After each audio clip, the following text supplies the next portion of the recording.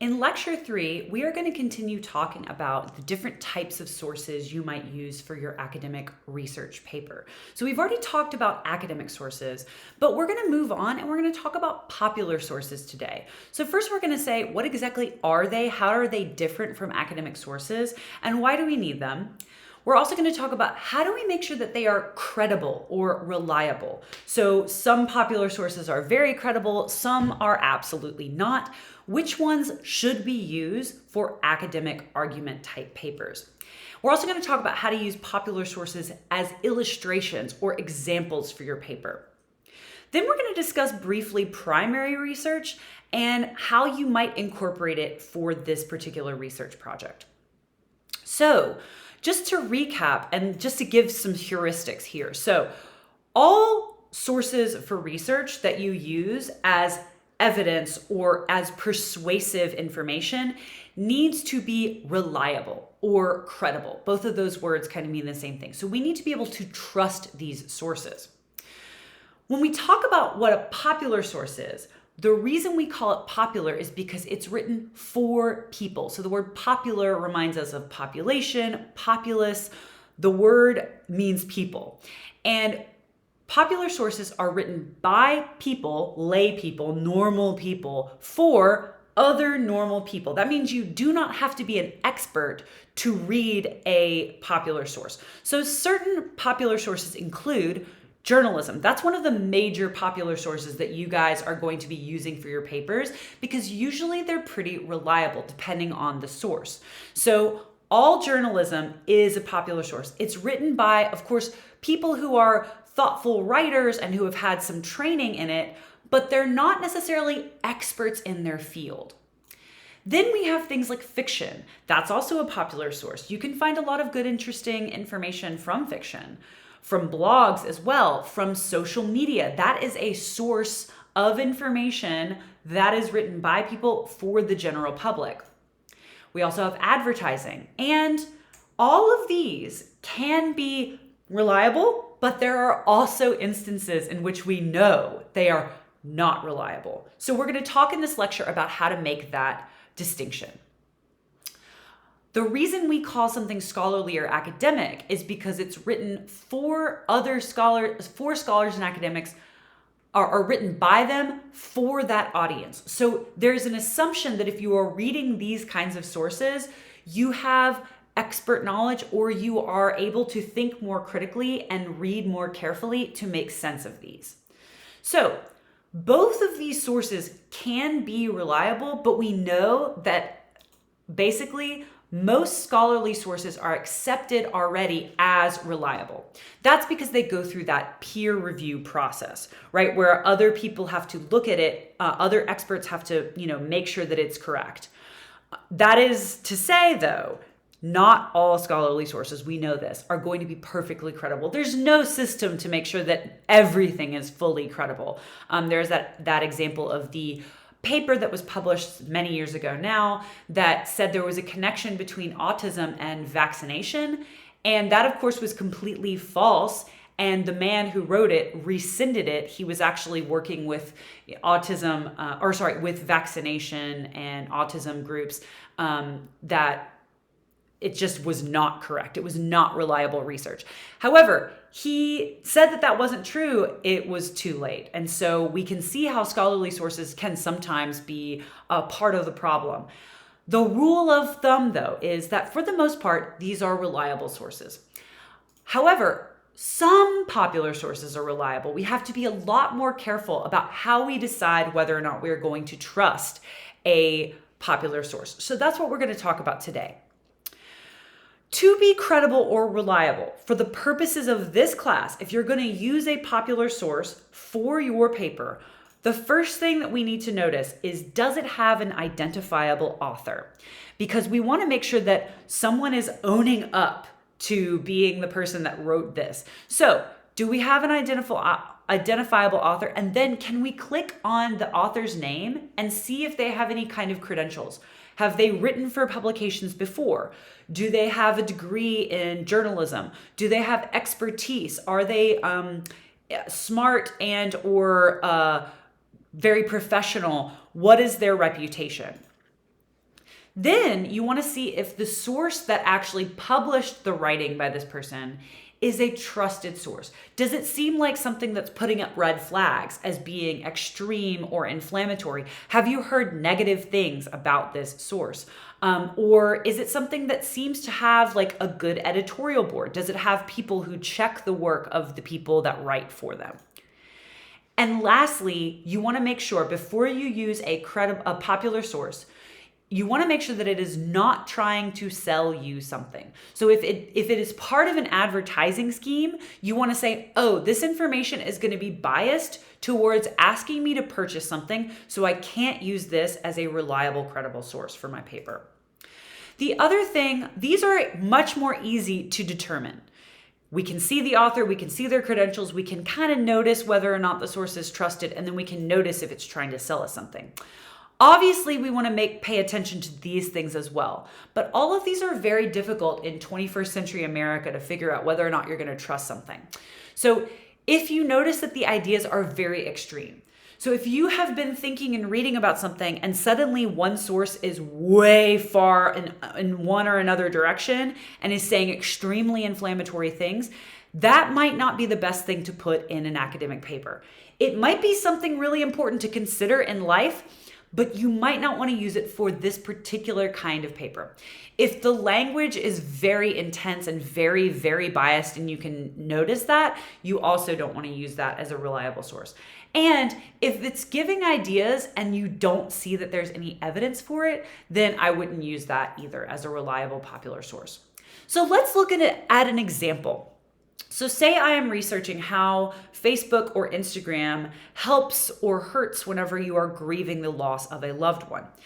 I found this article on a site called Mashable, and it's called When a Loved One Dies, Their Facebook Profile is Both a Blessing and a Curse. And this is a great example of a kind of popular source that works really well for these papers because you're seeing some examples in academic research, but then you're able to look at how are regular people actually interacting with this. It's more like journalism, and you get a better perspective of how everyone is thinking about this in society rather than just academics.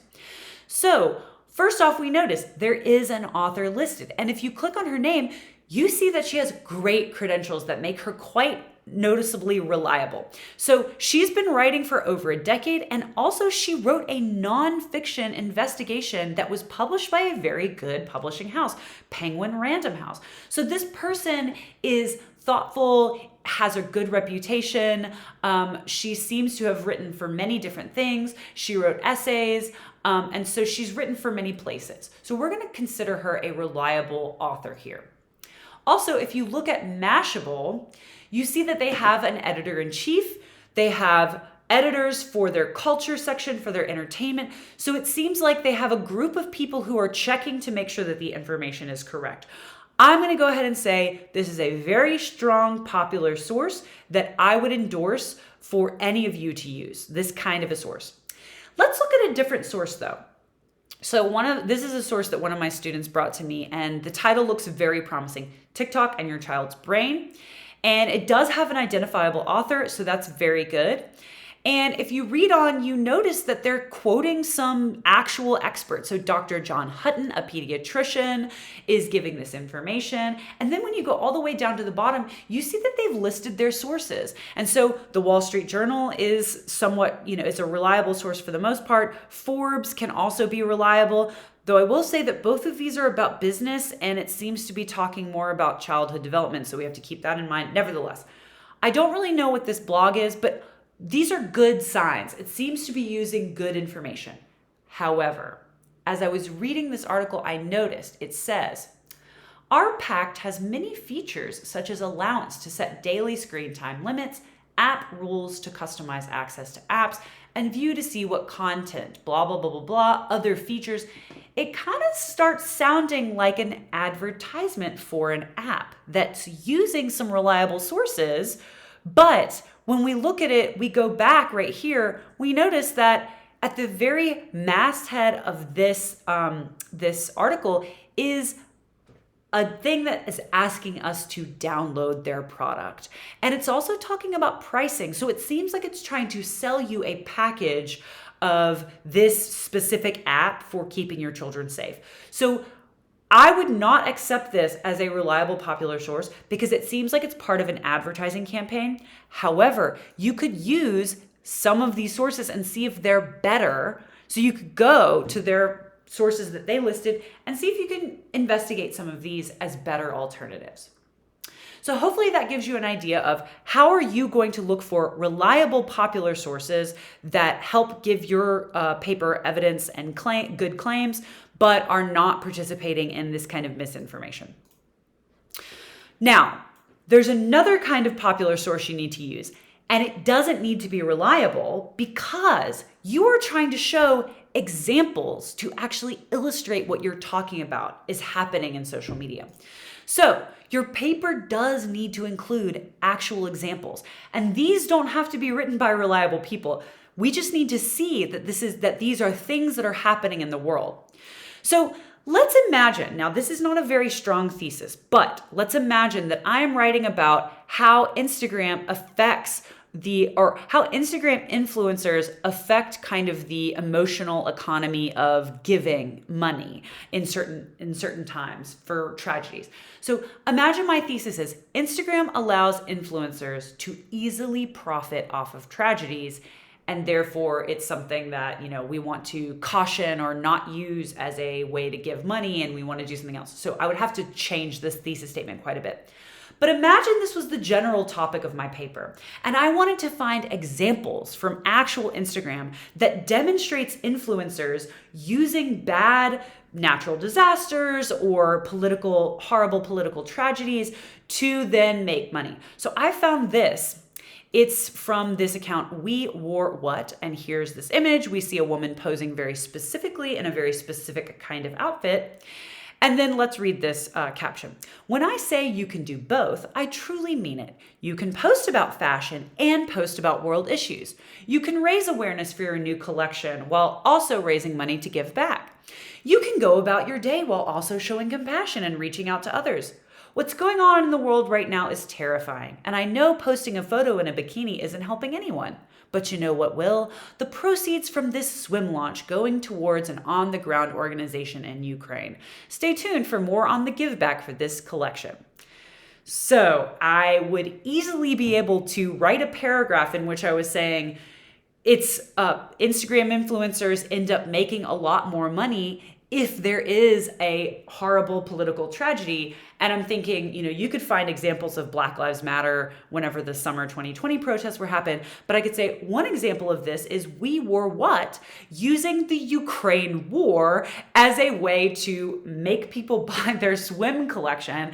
And I could discuss the way they looked in this post. I could discuss the caption and talk about how this is one example of a larger trend that I'm finding in scholarship and other research that shows these kinds of people capitalizing on horrible tragedies for their own personal gain. And obviously my paper would need to say something greater about that. I would need to have more of an argument. But this is what I mean by finding an actual example that you discuss in your paper. You write about it, you examine and analyze it.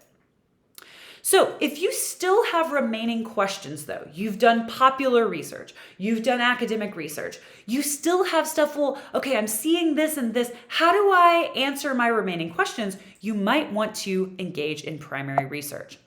So primary research is different from what we're doing in secondary. In secondary research, we're looking for articles, either popular or academic. Someone else has looked at the information and written something for us to read. In primary research, we go out and find that information ourselves. So one way to do that is to talk to people through perhaps interviews. There was a woman on campus 2 years ago who punched an anti-abortion activist in the face and was taken briefly to jail. And this happened, and I was making this PowerPoint at around that time. And so we said, you know what, if we wanted to know more information, we could literally go and ask her, what was happening? Why did you do this? What was going on? What was the punch like? Was it as dramatic as it sounds whenever it was reported in the news? You could also ask multiple people and do that through a survey. So you could easily create a Twitter poll, an Instagram poll, a Google Forms poll that you could send out to people. You could do this using the social media of UAB. You could ask targeted questions to targeted groups in this way. You could also find ways to do observation and keep notes.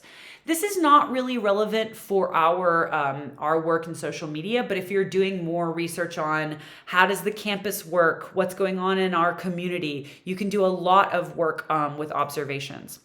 And then also, if you want to figure out what's going on in, for example, a law or a rule book, or if you wanted to see a historical document, you go straight to that source, and that will give you primary information that's not filtered through someone else writing about it. So that also counts as primary research. So here's a caution about primary research. I just gave you a very brief overview. Primary research is actually quite complex. And in the social sciences like sociology and anthropology, there are very complex methods for conducting this research. In future classes, if you're interested in this, so this might happen in my semester 101 and 102s, we talk a lot more about the specific methodologies and methods of doing this kinds of stuff. You would need to investigate how to carefully set up studies so that you're not making them biased and so that you're making them as reliable as possible.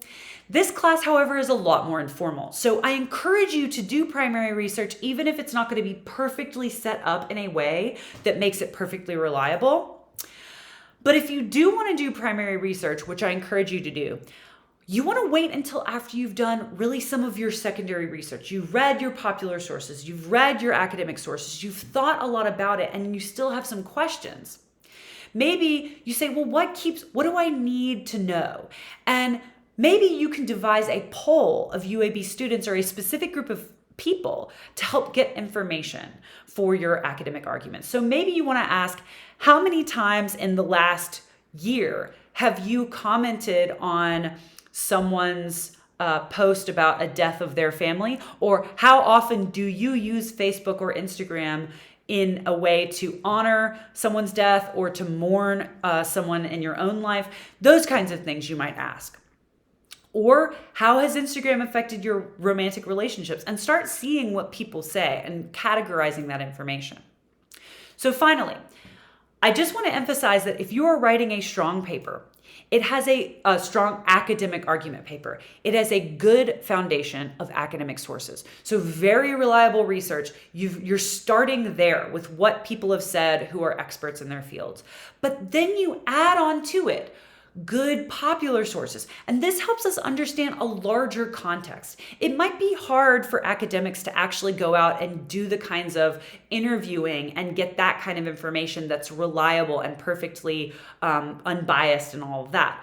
However, popular sources can give you that important context, and it gives you more ideas that might not be able to be validated in research just yet. Then you're going to find actual illustrations and examples from current social media, and those are example posts. And finally, a strong paper is going to have a snapshot of what's actually happening, which might mean primary research, so doing some polls, doing some interviews. This is going to make for a great paper. So that means that you have a lot of work to do. You need to go ahead and think about what your academic sources have already told you and write a summary of that. Then I want you to look for popular sources, which you're going to have the opportunity to do this week, that discuss some of what's happening in your academic research. Maybe it affirms and totally goes along with what you've been seeing in academic sources, but maybe it contradicts it. And that's an interesting thing too. Your thesis might talk about how research shows this, but people are saying that. And this is an important thing to notice. Then you're going to seek out example social media posts that's showing the things that you're seeing in your research. Finally, you're going to consider formulating a question to ask in your primary research. And next week, you're going to work on putting all of that together into a unique argument about the issue that you are discussing. So good luck in your searching this week, and please email me at any time if you want any time to talk about this. Hop on a quick Zoom call, run something by me. I would be happy to discuss.